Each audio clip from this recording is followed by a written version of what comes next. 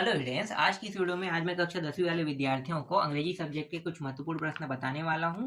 बताने से पहले मैं आपको थोड़ा सा ब्लूप्रिंट दिखाने वाला हूं। पहले ब्लूप्रिंट को देख लो, उसके हिसाब से हम लोग चलेंगे। ठीक है, ब्लूप्रिंट के हिसाब से आपके एग्जाम में प्रश्न आते हैं, तो ब्लूप्रिंट बहुत इंपॉर्टेंट होता है। सबसे पहले देखो, इस पैसेज वाले टॉपिक को देखो, पैसेज फ्रॉम द टेस्ट। इसका मतलब क्या है, और ये सीन पैसेज है, मतलब जो भी आपके बुक में अध्याय है उनमें से किसी भी अध्याय के पॉइंट को काट कर 100 शब्दों या 200 शब्दों में काट कर ये उठा के एक पैसेज बना सकता है। इसी को हम कहते हैं सीन पैसेज कहते हैं। ये 5 नंबर के आएगा।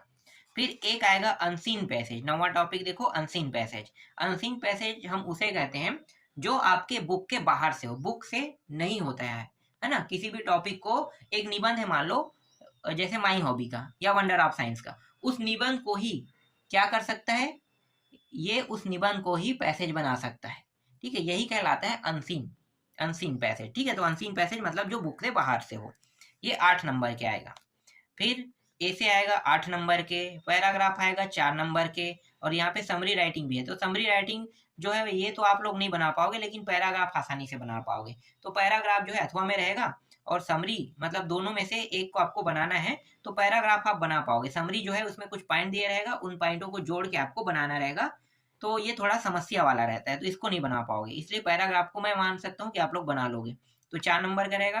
फिर ये जो राइटिंग लेटर, ईमेल है और लेटर है, तो लेटर बना सकते हो, इसको नहीं बना सकते। ठीक है, तो लेटर आसान होता है, लेटर को बना लोगे। तो लेटर वाला टॉपिक बता दूंगा कौन कौन से इंपॉर्टेंट है।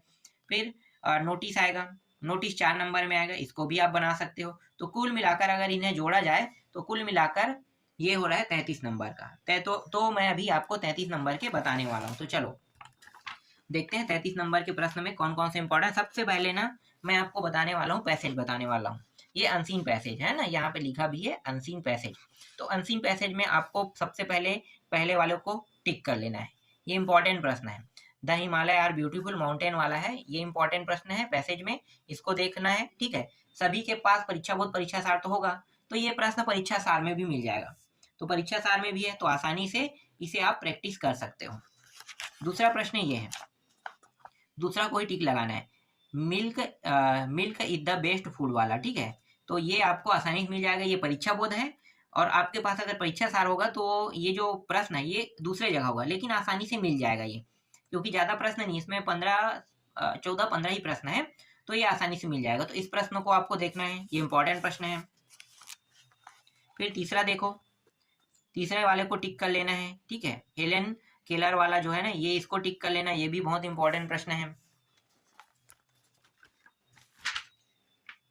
इसके बाद डायरेक्ट आते हैं छठवां प्रश्न में। छठवां प्रश्न देखो, ये है read the flowing passage and answer वाला है ना, तो ये जो अनादर ग्रेट स्टेप वाला है इसको देख लेना, ये बहुत इंपॉर्टेंट प्रश्न है। और इनमें भी मैं आपको थोड़ा सा बता दूंगा कि इनमें जो बता रहा हूँ इनके अलावा, मतलब अलावा तो नहीं बताऊंगा, लेकिन इन्हीं में से कोई एक ऐसा होगा, एक दो ऐसा होगा जो बहुत ज़्यादा महत्वपूर्ण रहेगा, जिसके आने के चांसेस बहुत ज़्यादा है, उसको भी मैं यहाँ पे आपको टिक करा दूंगा। उनको आपको मोस्ट फोकसिंग के साथ उनको देखना है। ठीक है, तो ये जो सातवां, इसको भी देख लेना, India is a land of formers, है ना, ये इंपॉर्टेंट हो गया सातवां। और कौन सा है, आठवां है, आठवां है इंपॉर्टेंट। देखो वन डे वाला ये है ना, ये भी इंपॉर्टेंट है। वन डे वेन न्यूटन वाला है, ये इंपॉर्टेंट है, आठवां को टिक कर लेना। नौवां नहीं है, 10वां नहीं है, 10वां को देखने की जरूरत नहीं है। हाँ, 11वां इंपॉर्टेंट है, ये इंपॉर्टेंट है। ठीक है, अकॉर्डिंग टू द लीजेंड वाला है, ये प्रश्न जो है, ये 11वां जो प्रश्न है ये इंपॉर्टेंट है। 12वां भी इंपॉर्टेंट है, इसको भी देखना है आपको। तो 12वां देखो, द इंडियन एजुकेशन सिस्टम वाला है ना, तो ये इंपॉर्टेंट हो गया। फिर 13वां भी है, फॉरेस्ट वाला है।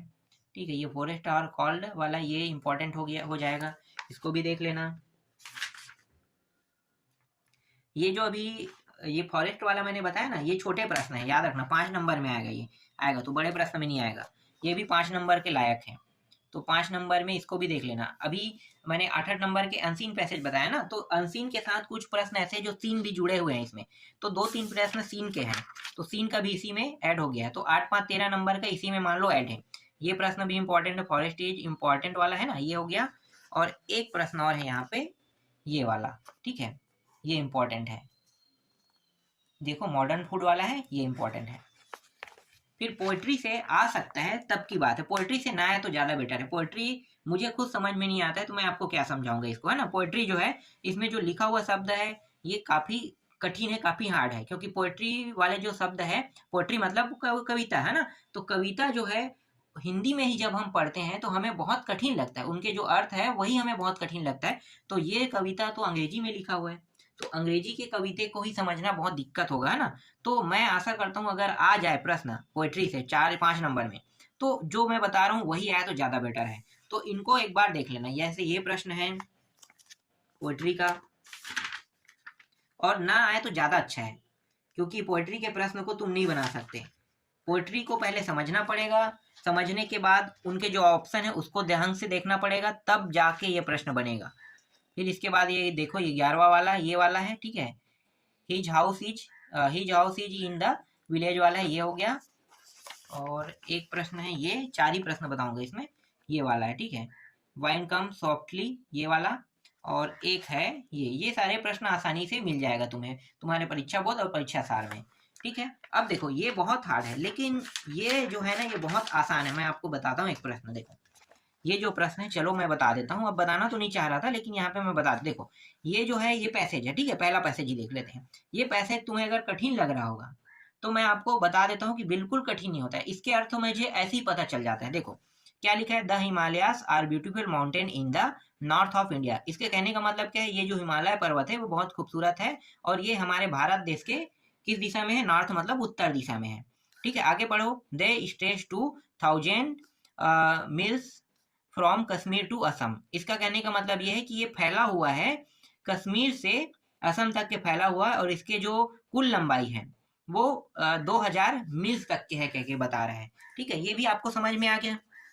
आगे पढ़ो, some of world highest are in the Himalayas कह रहा है, मतलब जो हिमालय के मतलब वर्ल्ड के सबसे ऊंची चोटी है वो हिमालय में कह रहा है। फिर हिमालय के बाद आगे क्या है, देखो the highest peak is mount Everest, और ये जो सबसे ऊंची चोटी जिसके बारे में भी मैंने अभी आपको बताया ना, यहाँ पे जो लिखा है वही चीज। तो हाईएस्ट पीक की सबसे ऊंची चोटी क्या है, माउंट एवरेस्ट है। तो देखो यहाँ पे लिखा है माउंट एवरेस्ट। फिर the tops of the mountains are covered with snow thought, ये है थॉट द ईयर्स, ये हर साल माउंटेन जो है वो कवर रहता है स्नो से, कह के बता रहे हैं, है ना। हमेशा हमेशा की बात करें, हमेशा कवर रहते हैं, इसके सबसे ऊंची चोटी की बात कर रही है। फिर आगे क्या लिखा है, हिमालयास और द एबोट्स ऑफ स्नो, ये क्या कहना चाह रहे हैं ये समझ नहीं आया, इसका अर्थ मुझे पता नहीं है, ठीक है। लेकिन इसके कहने का अर्थ वही होगा कि ये स्नो से ढका हुआ रहता है, ये कहना चाह रहा है, ऐसा हो सकता है, ठीक है। आगे देखो, there are many beautiful lakes and forest in the Himalaya, ये जो जितने भी खूबसूरत है ना, मतलब बहुत सारे, यहाँ पे मेनी मतलब बहुत सारे होते हैं, तो बहुत सारे यहाँ पे जो लेक है जिसे हम क्या कहते हैं, झील उल बोलते हैं ना, तो बहुत सारे जो झील है वो खूबसूरत झील जो है इस हिमालय की चोटी में पाया जाता है, और यहाँ तक के यहाँ पे जंगल भी पाया जाता है, कह के बता रहा है। फिर many passes connected India with Tibet, तो वे बता रहे हैं कि कुछ जैसे जगह है जैसे कि इंडिया के साथ जुड़े हुए हैं, तिब्बत है, तुर्किस्तान है, अफगानिस्तान है, इनके बारे में बता रहे हैं कि ये जो हिमालय के पर्वत है उनके साथ ये जो जगह है ये जुड़े हुए हैं, कह के बता रहे हैं, ठीक है। इसके बाद आगे क्या करें, मेनी रिवर्स द गंगा तथा Yamuna Brahmaputra and the Vyas flow from this mountains. तो इसके बाद ये कह रहे हैं कि जितने भी मतलब ये जो नाम लिया जा रहा है, गंगा यमुना ब्रह्मपुत्र, ये सारे के सारे नदी है, यहाँ तक के व्यास नदी हिमालय पर्वत की चोटी से ही निकलता है, कह के बता रहे हैं। ये समझ में आया। अब इससे संबंधित प्रश्न देखो, अभी मैंने आपको हिंदी में बता दिया ना। देखो मुझे अंग्रेजी का हिंदी ट्रांसलेट करना आता है, बहुत ज्यादा तो नहीं आता है पर मुझे थोड़ा बहुत आता है, जैसे मैंने अभी आपको बताया, और मैं यहाँ पे डायरेक्ट आपको बता रहा हूँ, ठीक है। मैंने सोचा नहीं था कि मैं आप लोगों को इसके बारे में बताऊं, लेकिन मैं यहाँ पे डायरेक्ट बता रहा हूँ। तो मैं किसी भी पैसेज का हिंदी में अच्छे से ट्रांसलेट तो नहीं कर सकता, लेकिन मुझे जितना समझ में आया उतना मैंने ट्रांसलेट कर दिया। तो इस तरीके से अगर मोटे मोटे जो जानकारी अगर तुम ट्रांसलेट कर लेते हो तो आसानी से कोई भी पैसेज आए तुम आसानी से उन सारे पैसेजों के उत्तर दे सकते हो, जो भी प्रश्न पैसेज के अंदर रहेगा उनका। अब देखो मैं आपको बताता हूँ इसका उत्तर क्या रहेगा। The Himalayas are in the Khalistan, तो देखो, north of India, west of Kashmir, east of India, south of Uttar Pradesh. अभी हमने क्या पढ़ा है? क्या हमने ईस्ट वेस्ट नॉर्थ साउथ पढ़ा है? नहीं पढ़ा है ना। तो डेफिनेटली उत्तर क्या रहेगा? नॉर्थ ऑफ इंडिया रहेगा, क्योंकि हिमालय कहाँ पे है? नॉर्थ में। तो इसलिए देखो ऑटोमेटिकली पता चल गया ना। पूरा प्रश्न मैंने पढ़ के बताया, आपको समझ में आ गया। हमने सिर्फ नॉर्थ बस का जिक्र किया है, बाकी का जिक्र नहीं किया है। तो डायरेक्ट उत्तर क्या रहेगा? North of India. जो हिमालय पर्वत है वो उत्तर दिशा में है। दूसरा प्रश्न, द हाईएस्ट पीक इज, है ना, द हाईएस्ट पीक इज अभी हमने पढ़ा है। देखो माउंट एवरेस्ट को देखो पढ़ा क्या है, पहले इसको पढ़ लेते हैं। माउंट एवरेस्ट है ना, कंचनजंगा है, अरावली है, कन्याकुमारी है। तो क्या हमने कंचनजंगा, अरावली और कन्याकुमारी के बारे में पढ़ा है? नहीं पढ़ा है। तो आपको पता है कि माउंट एवरेस्ट ही सबसे ऊंची चोटी हिमालय की होगी। ये भी आसान है। ठीक है, इसके बाद देखो, the tops of the mountains are covered with snow. Snow के बारे में बताया, ऐसे ही मुझे पता चल गया स्नो आएगा। देखो यहाँ पे आइस भी दे दिया है, तो कई लोग यहाँ पे क्या हो जाएंगे, आइस जो बर्फ है उसी को स्नो समझ के वो लगा लेंगे उत्तर में। गलत है भाई। स्नो, मैंने स्नो शब्द बोला था प्रश्न को पढ़ते समय, मैंने कहीं पे भी आइस का जिक्र नहीं किया हूँ ना। तो आइस नहीं आएगा, क्या आएगा? स्नो ही आएगा। ठीक है, फिर अगला देखो, the meaning of Himalaya. Himalaya के मीनिंग के बारे में पूछ रहे हैं, तो यहाँ पे देखो चेक देते हैं। देखो एबॉर्ड्स ऑफ आइस लिखा हुआ है। फिर यहाँ पे देखो, way of Kashmir covered with snow और एबॉर्ड्स ऑफ स्नो। तो उत्तर क्या रहेगा? ये इसको तो पढ़ा है ना हमने, लेकिन देखो ये है, लेकिन आइस यहाँ पे जिक्र हो, आइस के बारे में पढ़ा ही नहीं है। और ये जो शब्द है ये तो आया ही नहीं, वे ऑफ कश्मीर तो आया ही नहीं। कश्मीर जरूर आया है, कश्मीर टू कन्याकुमारी आया है, लेकिन कश्मीर नहीं, कश्मीर के साथ वे ऑफ कश्मीर तो आया ही नहीं। तो ये भी क्या है? अधूरा है। तो ये भी नहीं हो सकता। कवर्ड विथ स्नो कह रहा है, तो कवर्ड विथ स्नो जरूर रहता है, लेकिन यहाँ पे मीनिंग पूछ रहा है। तो मीनिंग भाई, कवर्ड विथ स्नो हम कभी भी हिमालय पर्वत को नहीं बोलते हैं। तो बोलेंगे क्या? इसी को ही तो बोलेंगे। तो ये जो शब्द है यही क्या होगा? डी जो है इसका ऑप्शन रहेगा। समझ में आ गया? अब देखो यहाँ पे और प्रश्न है, which in the highest peak of the world कह रहा है। तो भैया क्या होगा? The highest peak of the world Mount Everest. सीधा इसी के साथ ना पीछे में यहाँ से उठा के लिखना है और माउंट एवरेस्ट को पीछे में क्या करना है? जोड़ देना है। या फिर देखो यहाँ पे आगे में जोड़ दिया है, तो आप जैसे चाहो वैसे लिख सकते हो, है ना। इसके बाद इज लगा देना, इज के बाद माउंट एवरेस्ट। जैसे यहाँ पे माउंट एवरेस्ट के बाद इज लगा के ये पूरा टॉपिक उठा दिया है। या तुम जिस तरीके से काट के लिखते हो वैसे ही काट के लिख सकते हो। देखो यहाँ पे क्या है, देखो the highest peak is mount Everest, इतना को पूरा लिख सकते हो। सिर्फ हमें पीक का नाम बताना है। तो माउंट एवरेस्ट कहाँ पे है? यहाँ से शुरू होके यहाँ तक के में आ रहे हैं, यहीं पे आपको स्टॉप कर देना है। समझ में आ गया? कहाँ से कहाँ तक लेना है? यहाँ से लेके यहाँ तक लेना है। अगला प्रश्न देखो, why are these mountains called the Himalayas. ये क्या कह रहे हैं भाई? हाँ ठीक है, माउंटेन्स ऑफ कॉल्ड हिमालय, मतलब हिमालय के बारे में बताओ कह रहे हैं। तो भाई स्नो से जो ढका है ना, वहां से उठा लेते हैं, देखते हैं कहाँ पे है भाई। यहाँ पे आ जाओ, देखो यहाँ पे द टॉप से कह रहे हैं ना। फिर यहाँ से पूरा उठा के आपको कहाँ तक लेना है? यहाँ तक, स्नो तक के। सीधा यहाँ से उठाओ और यहाँ तक खत्म कर दो। यही क्या आपके दूसरे प्रश्न का उत्तर है। देखो ना यहाँ पे भी आया ना, कवर्ड विथ स्नो आया है। तो आप इसके हिसाब से चलोगे तो भी ठीक है, सही सही उत्तर देना, मतलब शॉर्ट में देना। और यहाँ से उठा के लिखोगे तो ये लॉन्ग में उत्तर देना होगा, लेकिन लॉन्ग में भी आपका उत्तर सही जाएगा यहाँ तक लिखोगे तो कोई भी नंबर आपका काट नहीं सकता है। फिर name the river which flow from the Himalayas. तो रिवर के बारे में पूछ रहे हैं, तो रिवर वाला भी हमने पढ़ा है। तो कहाँ है भाई रिवर वाला? देखो मेनी रिवर्स गंगा कह रहे हैं ना, तो ये सारे सारे नदियों के नाम लिखना है। तो यहाँ पे मेनी को हटा देना है, ठीक है, मेनी को हटा देना, मेनी को आपको हटा देना है और रिवर को भी हटा देना है। मैं ऐसा क्यों कह रहा हूँ हटाने के लिए? मेनी रिवर साथ में है, लेकिन द जो शब्द है ये शुरुआती शब्द है, तो यहाँ से पूरा यहाँ तक के अंतिम तक के लिख देना। ठीक है, द गंगा से लेकर, इसमें क्या पूछा है? जो हिमालय से हिमालय जो है, जो नदी निकलती है उन नदियों के बारे में बताइए कह रहे हैं। तो रिवर यहाँ पे, तो मेनी मतलब जो जितने सारे निकलते हैं ना, मेनी कुछ जो है उनके बारे में बात कर रहे हैं।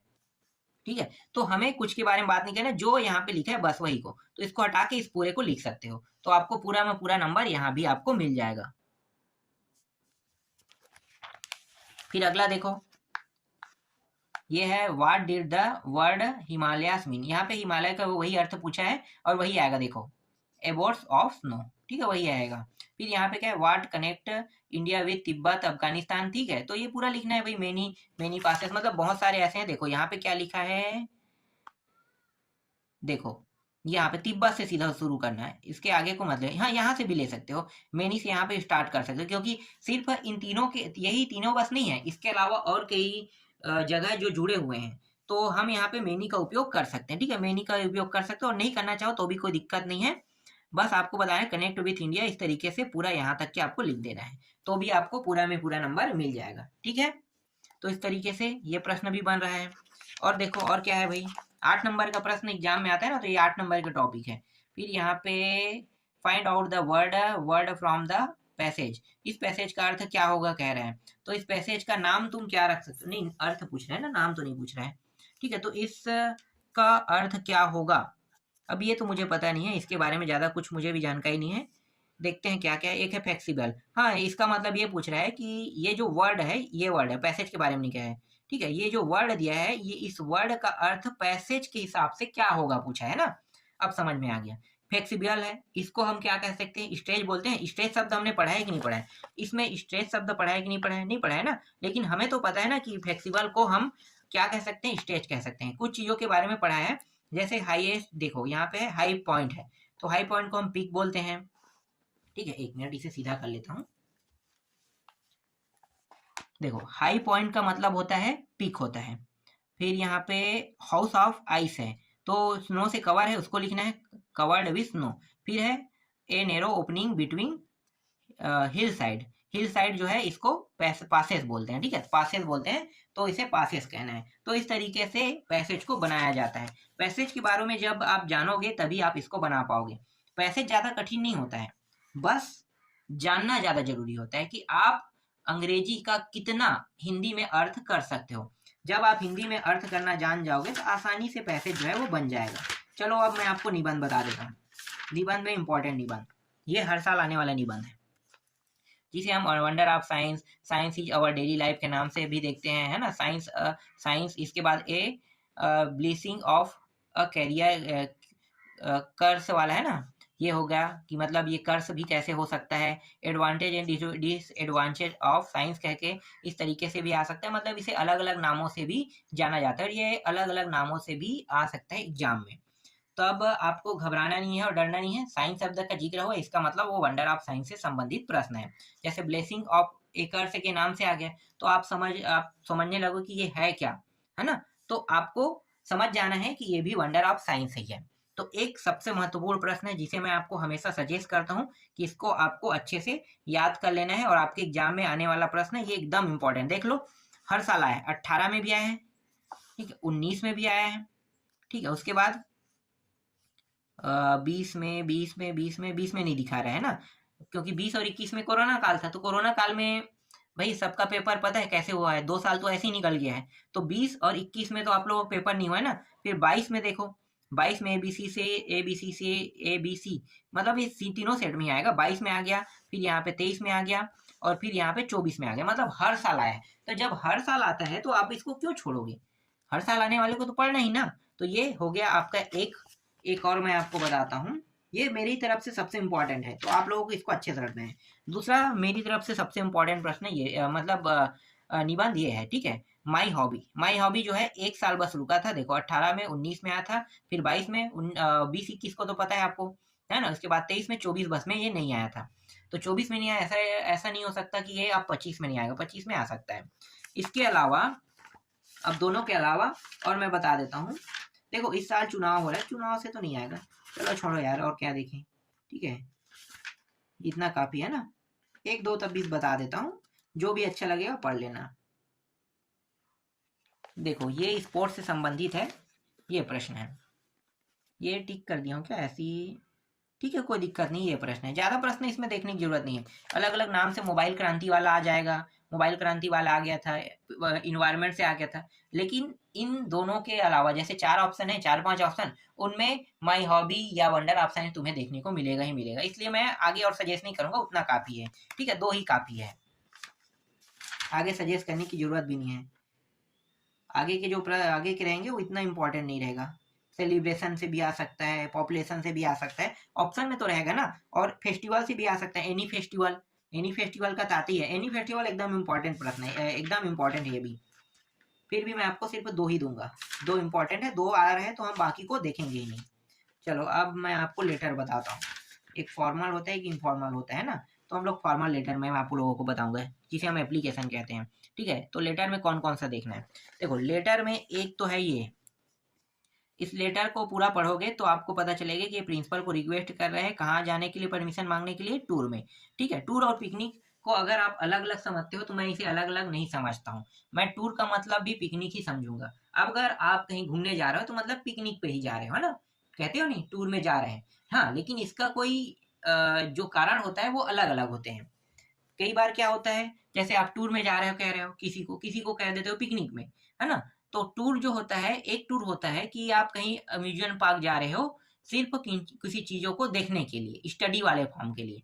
और एक टूर ऐसा होता है जो बिना स्टडी के होता है, जिसमें आपको सिर्फ घूमना फिरना है और पिकनिक वाला माहौल क्रिएट करना है। तो दो तरीके को होते हैं, पर मैं दोनों को एक ही मानता हूँ। तो दोनों को एक ही मान के आपको क्या करना है, प्रश्न को देखना है। तो ये टूर के नाम से आ सकता है आपके एग्जाम में, या पिकनिक के नाम से आ सकता है। मैं पिकनिक वाला भी बता दूंगा, टूर वाला भी बता दूंगा। चलो इसको मैं पहले बता देता हूँ, आप लोगों को जो कंफ्यूजन होगा ना उसे खत्म कर देते हैं। ठीक है, ये इंपॉर्टेंट है इसलिए मैं आपको बता रहा हूँ। टूर वाले में देखो क्या लिखा है। ये तो आप फॉर्मेलिटी कर सकते हैं, to the principal government high school वाला, ये सब चीज लिख सकते हो। और इसका जो सब्जेक्ट है ये भी लिख सकते हो, है ना।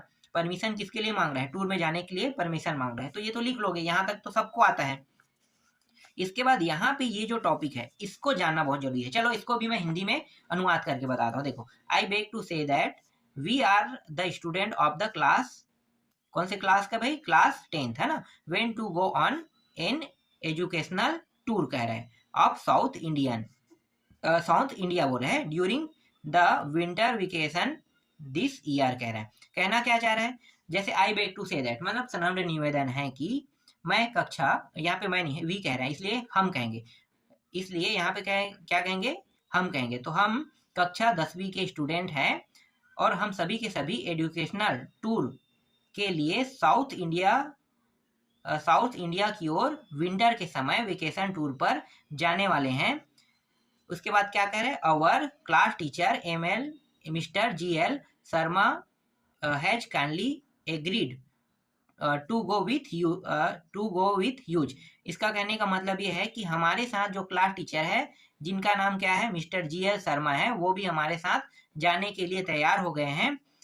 उसके बाद यहाँ पे काइंडली ग्रेट परमिशन है ना, तो इसके बाद तो आपको पता है क्या है। इसके बाद ये कह रहा है कि मुझे हम सभी को जाने की परमिशन दो, टूर में कह रहा है परमिशन, है ना। तो ये तो जानते हो, बस ये जो मेन पॉइंट होता है इसी को आप लोग ढंग से नहीं बना पाते हैं। जैसे ये जो है ये एजुकेशनल टूर था, अगर पिकनिक टूर कहता तब आप इसे कैसे बनाते। पिकनिक टूर भी ऐसा ही होता है ना। पिकनिक टूर में करना क्या है, इसे आपको एजुकेशनल को हटा के आपको क्या करना है, दूसरा लिख देना और टूर को पिकनिक बना देना है। ठीक है, तो आप पूरा पूरा वैसे ही लिख सकते हो कि हम स्टूडेंट है, या यहाँ पे देखो स्टूडेंट की जगह में आप बता सकते हो कि मैं अपने दोस्तों के साथ जा रहा हूँ, है ना। तो यहाँ पे वी के जगह में आई कर देना है, क्योंकि अब क्या हो रहा है, आप स्कूल को स्किप मार रहे हो, अकेले मार रहे हो और अपने दूसरे दोस्तों के साथ जा रहे हो। तो आप क्या लिखोगे, यहाँ पे आई एम लिखोगे। ठीक है, I am the student of class 10 का एक बताओगे, when to go on picnic कह के बताओगे, है ना। और पिकनिक किस वजह से जा रहे हो, घूमने के लिए।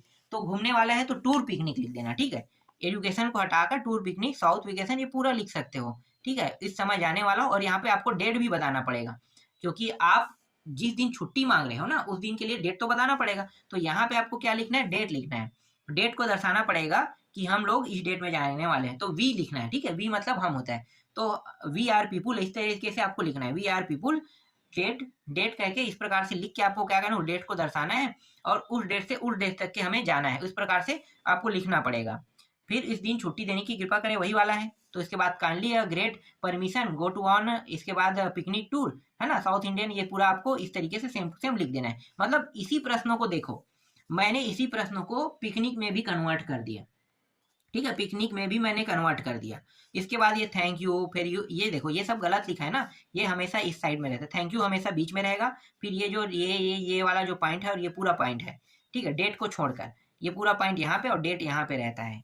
ठीक है, यहाँ पे बहुत सारी चीजें गलत है, टू सही है, ये दर यहाँ से स्टार्ट होता है, देखो इसके सीधे से चालू होगा, टू के सीध से, गवर्नमेंट ये भी उसी के सीध से रहेगा, फिर ये पूरा रहेगा, सब्जेक्ट बस टू के सीधे में रहेगा, फिर ये सर वाला जो है सब्जेक्ट के जस्ट यहाँ से शुरू होगा, है ना। सर यहाँ से नहीं सर, हाँ नहीं सर सब्जेक्ट के नीचे आ सकता है, और सब्जेक्ट के नीचे आने के बाद ये सर के बाद ये जो है ये यहाँ से शुरू होगा। मतलब यहाँ पे बहुत सारी गलती है, उन गलतियों को आपको एग्जाम हॉल में नहीं करना है, ठीक है। ये जो है ना, समझ गए क्या कि ये लोग ऐसे ही लिख देते हैं, ऐसे आपको नहीं लिखना है, इसको लिखने का तरीका होता है, ठीक। तो टूर और पिकनिक समझ में आएगा। एक होता है अपने दोस्त की शादी में जाने के लिए परमिशन मांगना। अगर ये आ जाता है तब क्या होगा, भाई प्रिंसिपल से ही तो परमिशन मांगना है ना। अब यहाँ पे फिर से क्या चेंज करेंगे, टूर को हटाकर फ्रेंड की शादी लिख देंगे बस। और कहाँ जा रहे हो, यहीं साउथ इंडियन वाले। और ये विंटर वेकेशन को लिखकर हम लोग क्या करें, मैरिज कर देंगे। कुछ कुछ चेंज तो होगा ना, तो चेंज करना भी सीखना चाहिए आप लोगों को। और आसानी से एक ही प्रश्न में कुछ जगह चेंज करके उसे आपने मैरिज में भी चेंज कर दिया। देखो मैरिज में भी वही चेंज हो गया। फिर ये जो क्लास टीचर वाला ये वाला हटा देना है आपको, ये पूरा लाइन हटा देना है। और शादी में जा रहे हैं तो आपको डेट बताना होगा कब से कब जाना है। जैसे पिकनिक में मैंने बताया था, ये अब से अब जाना है, इतने दिन के लिए मैं जा रहा हूँ, इसलिए मैं अटेंड क्लास नहीं कर सकता कह के आप लिखना होगा, है ना। तो I am not to attend to be class कह के आप इस तरीके से लिखोगे। वैसे यहाँ भी लिखना है, क्लास को मैं इसी वजह से अटेंड नहीं कर सकता, प्लीज मुझे छुट्टी देने की प्रगति वही काइंडली ग्रेट और permission go to on my friend marriage, है ना, माई फ्रेंड मैरिज टू। कहाँ जा रहे हो भाई, जैसे रायपुर जा रहे हो तो रायपुर को बताना होगा कि रायपुर इस वजह से मैं यहाँ पे नहीं आ पा रहा हूँ, हो गया ये। इसके बाद थैंक यू करके ये पूरा यहाँ पे आपको लिख देना है। तो इस तरीके से आपका एक ही लेटर पे मैंने 3 लेटर को बता दी, ये इंपॉर्टेंट है। अब बताता हूँ कौन कौन से इसके अलावा, है ना। देखो यहाँ पे अलग से क्या दिया हुआ है,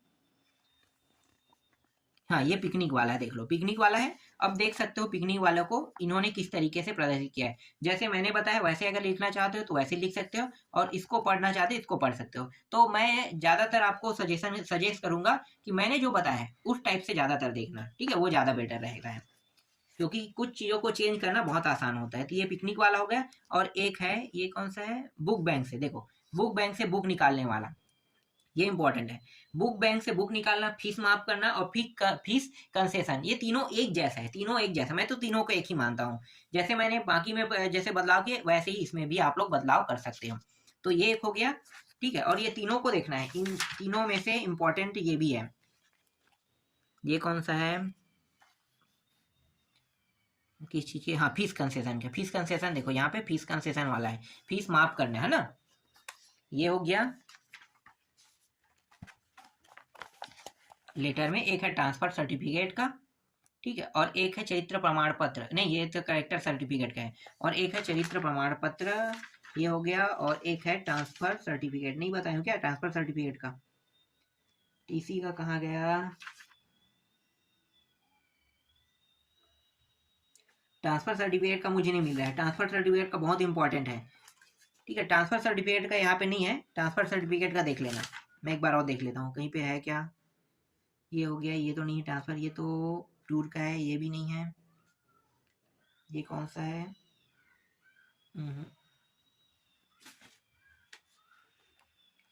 हाँ ये है क्या, हाँ ये है, ये है, यहाँ पे है। ये है ट्रांसफर सर्टिफिकेट का, ठीक है। टीसी का भी है, तो टीसी का भी मिल जाएगा, 6वां प्रश्न में है ट्रांसफर सर्टिफिकेट का। तो 6-7 प्रश्न है, जिनमें से मैं आपको सजेस्ट कर रहा हूँ कि ये जो 3 प्रश्न, 2 प्रश्न है वो एक जैसे हैं। 2 प्रश्न के मतलब टूर वाला देखो, ये टूर पिकनिक, है ना, टूर पिकनिक और क्या बताया था, हाँ मैरिज वाला एक ही जैसे है, जैसे मैंने आपको एक्सप्लेन करके बता दिया। फिर बुक बैंक, फीस कंसेशन और ये दोनों एक जैसे हैं, ठीक है। तो 2 टाइप हो गया। और कैरेक्टर सर्टिफिकेट और ट्रांसफर सर्टिफिकेट दोनों को एक ही समझ के करना, क्योंकि जब आप ट्रांसफर सर्टिफिकेट मांगते हो तो या कैरेक्टर सर्टिफिकेट मांगते हो तो दोनों की वजह जो है वो आप बताते हैं ना, कि मेरे पिता का ट्रांसफर हो गया है, इस वजह से मैं यहाँ से जाना, इस वजह से मैं यहाँ से जाने वाला हूँ, इसके लिए मुझे मेरा ट्रांसफर सर्टिफिकेट दो। लेकिन साथ साथ आपको कैरेक्टर सर्टिफिकेट तो मिलता है ना, तो आप उसी रिक्वेस्ट को कैरेक्टर सर्टिफिकेट में लगा दो। तो दोनों एक हुआ कि नहीं, हो गया ना दोनों एक। तो कैरेक्टर और ये दोनों एक जैसे। अब फीस माफ करना, ठीक है, फीस माफ करना और बुक बैंक से फीस निकालना। तो फीस निकालना नहीं, बुक बैंक से बुक निकालना, है ना। और बुक बैंक से बुक क्यों निकालते हो, क्योंकि आपके पास पैसा नहीं। और फीस क्यों माफ कराते हो, क्योंकि आपके पास पैसा नहीं। तो दोनों को एक साथ मर्ज करके बनाओ ना। तो 3 ही आपको याद करना पड़ा है, 3, बस 3 याद कर लो, तीनों में से कोई भी आता है आप आसानी से बना लोगे, ये आसान है। इसके बाद पैराग्राफ में बताता हूँ। देखो पैराग्राफ में सबसे इंपॉर्टेंट पैराग्राफ बताता हूँ, सबसे इंपॉर्टेंट मेरे हिसाब से। ये टिक लगा उसको मत देखना, ये फालतू है, ये गलती से मैंने लगा दिया है ना। सबसे इंपॉर्टेंट पैराग्राफ ये है, सबसे इंपॉर्टेंट। मैं सबसे इंपॉर्टेंट क्यों कह रहा हूँ, पिछले बार भी मैंने इसी को इंपॉर्टेंट बताया था, गारंटी के साथ ही आया था, गारंटी के साथ आया था। क्यों मैं इंपॉर्टेंट कह रहा हूँ ये भी मैं बता देता हूँ। देखो पिछले साल क्या था, चुनाव हुआ था लोकसभा और विधानसभा का, तो दोनों का चुनाव हुआ था। तो चुनाव की वजह से ना इसे इंपॉर्टेंट में रखा गया था, क्योंकि ये इलेक्शन से संबंधित है।